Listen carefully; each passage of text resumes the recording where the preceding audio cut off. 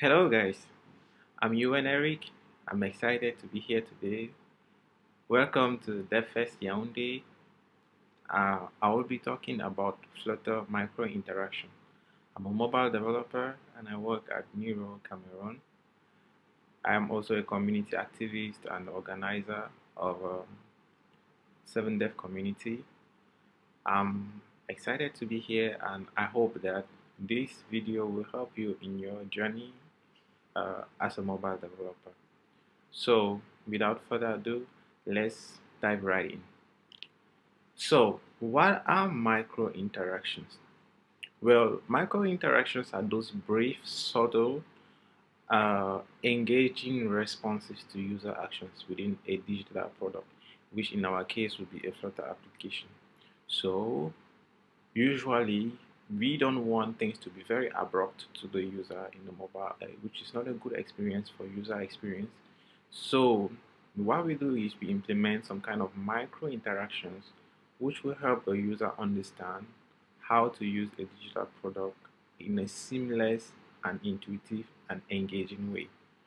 So why do we need micro interaction? Well, simply improve usability, feedback, and to add touch to personality. So about improve usability, well, we want the user to use our app as much as possible to his or her own convenience, and we want this to be smooth. Also, for feedback, we want the user to be able to get a response with respect to what the action they have performed in the app. And personality, they might prefer some ways of interacting with your app. So micro interactions are going to help you to achieve all of this in your digital product, in your Flutter app in our case. Now, why do they really matter to us? Micro interaction. It's simple. They help us or they help users to understand what's happening. They keep them engaged and make the experience feel very smooth in using your Flutter application. Also, I'm going to talk about the key benefits of micro interaction. Why are they important? Well, they provide feedback. Micro interactions help to provide feedback to the user so he knows what action he is performing. Take for example, he wants to delete. Now, micro interactions are going to make it in an intuitive way to help them understand what they are doing. They guide the user through the flow. So if you have a series of steps that a user needs to accomplish some specific things, micro interactions will help them make it in an engaging way. Think for example, a user wants to delete his account. That is not a good thing for your mobile application, but you can make the experience smooth for the user and probably at the end of it he will like, I'm staying on this app. Also, they add delight and they improve usability overall. So micro interactions are very, very essential in Flutter applications. Now, what are some core components of micro interactions? We have a trigger. So the trigger is actually the action, what initiates the micro interaction. It could be probably clicking on the a button, it could be hovering, it could be, I don't know, whatever action that triggers a micro interaction. So we also have a set of rules. This is a core component of a micro interaction. The rules define how the interaction happens or how it behaves. Uh, what sequence is going to follow. So that's what rules is about. We also have feedback. The feedback is what the user sees with respect to the action he has performed. So a visual response. So it could be changing a color, it could be bouncing, it could be shaking, it could be vibrating the device, and many other. So this is what feedback is about. We also have loop or the mode of the micro interaction. If you want this micro interaction to be something that repeats itself like a loop, or probably you want something that just perform an action and stop. A typical example could be probably like putting a loader on the screen that loads infinitely, or probably you have a loader that loads and stop at one point in time to show data. So micro interactions are very important this is a core aspect of micro interaction. Now I'm going to talk about some types of micro interaction. These are some because we have a whole lot of them. Now in Flutter applications, I've categorized them into about 4. Now we have micro interactions that comes as a result of a button click. So a button might change the color or enlarge or produce some ripple effect to confirm a click. So you want to use that, for example, imagine you click on a button to perform maybe an API call. The call is actually made, but the user has no visual feedback. He will keep on clicking on that button, which is not a good experience. So probably we want to add some ripple effect to that button, or we want to put a loader to help the user know that, okay, there is a feedback with respect to what you did. We also have loading indicator animations. So loading indicator animations are just subtle animations. They could be spinners or spinning up icons. It could be a progress bar that inform the user that a process is happening or something is going on. He or she would probably have to wait. So loading indications animations are very essential. This is a category of micro interaction. We also have toggle and switches. When you switch a setting, imagine you want to do the light and the dark mode of an application, and the user toggles and nothing happens. Probably the color just changes abruptly and you don't have the toggle moving. So this is another category. So toggles could be you can implement simple toggles. You could also have tabs. You could have segmented buttons, but they should have a visual feedback to help the user understand that, okay, something is happening. But the most important thing in this is for it to be smooth, for it to the transition to be smooth, to help to help the user know, okay, this was another action that performed this, and it should be an experience that is not abrupt to the user, because like they'll be quite surprised. Think of it like you have dark mode and you're working at midnight on your computer, and suddenly it changes to light mode and everything is just white on your face. That's not a good experience. So this is a typical example where micro interactions come in. We also have notification pop-ups. So these are small animations in notifications that slide in or out of the view that make most of the time they are not really noticeable, but they don't interrupt the user. So this is not the main action. For example, I have a notification, I want to swipe to read. Now if sliding in that animation card is going to distract the user, then this is not a good experience, because overall you want the user to probably read a notification, and helping him do that is very essential. We should not derail the user from the initial action we wanted to perform with micro interactions. So micro interactions are just additional benefits. They come in to help the user have a smoother experience. Also, we have error notifications. So sometimes you want to throw in some animations to help a user. It could not just be visual, it could also be sound, right? For example, imagine that you click on an icon to in a game, for example, and you had 2 answers to choose and you chose the wrong answer. You could have a buzzing sound to help the user understand that, okay, the action you performed wasn't correct. So we might have brief vibrations. We could have color changes or to validate input or errors in form. So we can also throw in micro interactions there. Now, what do I need to know in order to design an effective micro interaction? It's not too complex. To design an interactive and simple or effective micro interaction, we have rules of thumbs. 1. Keep it simple. This is one of the most essential things. Remember, I told you that I said micro interaction should not derail user from the primary purpose or action they wanted to perform. Now you have to do as much as possible as mobile developer to keep your micro interaction very subtle. In the definition of micro interaction, I said they are small, tiny, subtle changes that happen as a result of a user action. So it's a feedback you're giving to user. it should not derail the user from the initial action he wanted to. So it should be quite simple. Secondly, it should be focused on the user's intent. If a user wanted to delete an account, then focus on the micro interaction should focus on helping the user perform his action, not derail him from what he wanted to initially do.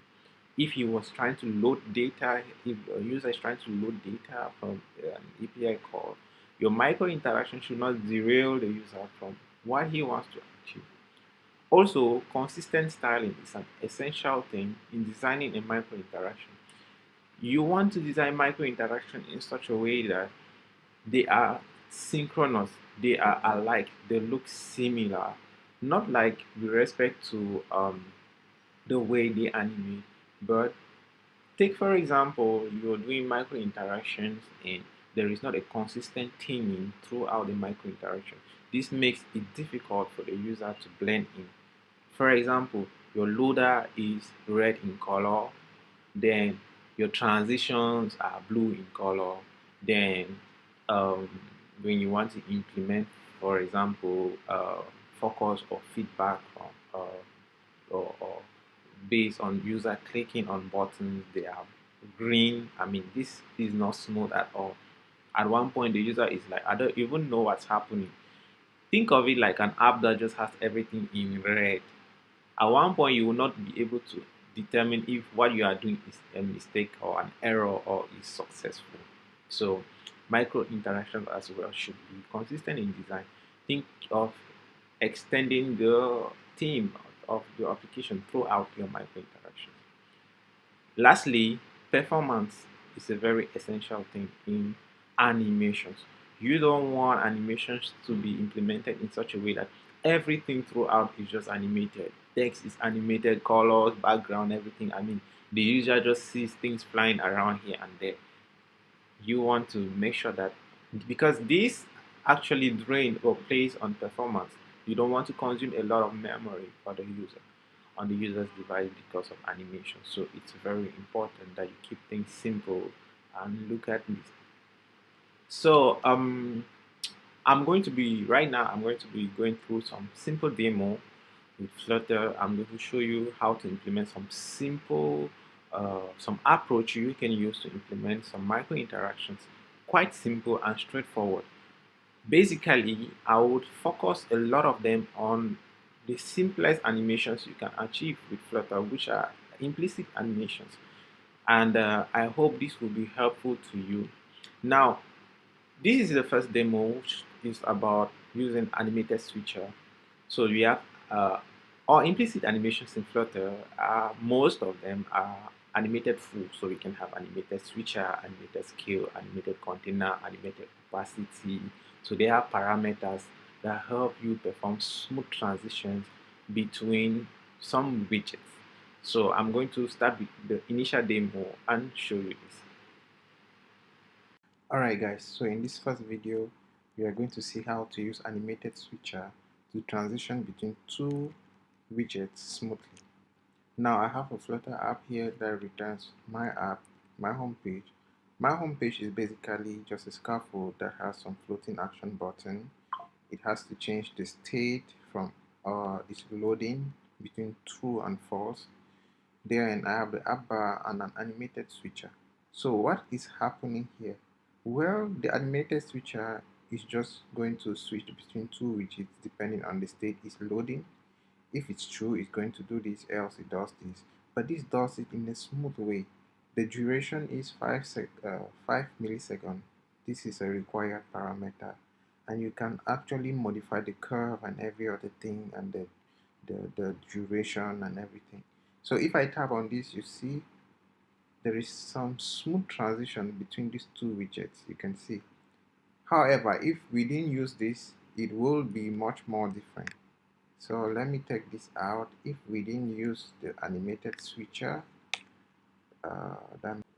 alright guys, in this second example, I have a demo that will use animated scale to switch between two widgets, showing a user a more interactive way of identifying the two cards Say for example, you have two cards A and B for a user to choose one. Now you have to make, it's important the user get the impression that he has chosen one of the cards, and we can implement some scaling here, scaling one of them while leaving the other one unscaled as feedback for the user. So I have a scaffold, and of course, just like the previous case and the app bar, now I now have a row widget with two cards A and B, which have some indexes 0 and 1. Now I'm going to use the index as a parameter, which also correspond, the active index actually will be used as a parameter to distinguish which item we animate. Now in this card widget, I have an inkwell which has a state. So here I'm setting the active state to be equal to the active index to be equal to the index I'm passing in this card, which could either be 0 or 1. Now if it is equals to the active index, I click on A, the active index becomes 0, and if I click on B, it becomes 1. Now if the active index is equals to what I have, which is 1, it scales it to 1.2, else it leaves it at 1. And I have a duration set for 500 milliseconds. Now the rest is just text and everything. So let me try this out. So if I click on A, you actually see that A increases in size, and if I click on B, the reverse happens. To make this more interesting, I could throw in a curve in here, and I like to use Flutter curves a lot because they make it stand out. So if I use elastic out, I'll have to increase this time, let's say 2500.